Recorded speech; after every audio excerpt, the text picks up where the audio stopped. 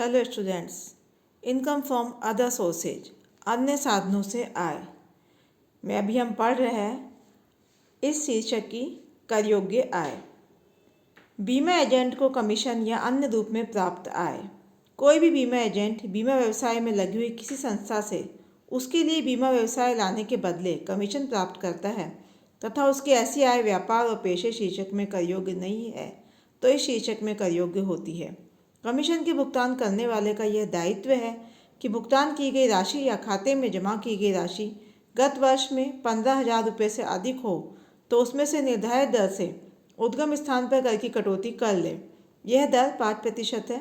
अतः यदि एजेंट को गत वर्ष में 15,000 रुपये से अधिक राशि प्राप्त हुई हो तो उसे निम्न सूत्र द्वारा सकल बनाया जाएगा। सकल कमीशन इज इक्वल टू प्राप्त कमीशन मल्टीप्लाई 100 डिवाइडेड बाय 95।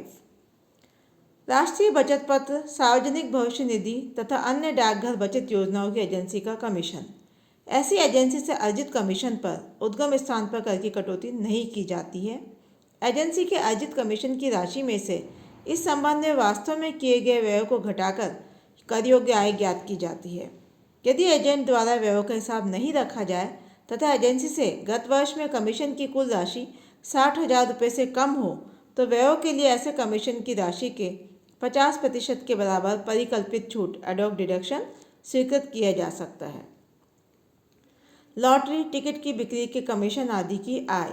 यदि किसी व्यक्ति को लॉटरी टिकट के विक्रय से कोई कमीशन, पारिश्रमिक, इनाम आदि प्राप्त होता है तथा ऐसी आय व्यापार अथवा पेशे से आय शीर्षक में कर योग्य नहीं है तो इस आय पर इस शीर्षक अन्य साधनों से आय शीर्षक में कर लगेगा। प्राप्त कमीशन को सकल बनाना। यदि गत वर्ष में इस प्रकार भुगतान किए गए अथवा खाते में जमा किए गए कमीशन की राशि 15,000 रुपये से अधिक हो तो भुगतान करने वाले का यह दायित्व है कि वह निर्धारित दर से उद्गम स्थान पर कर की कटौती कर ले और शेष राशि ही एजेंट को दे।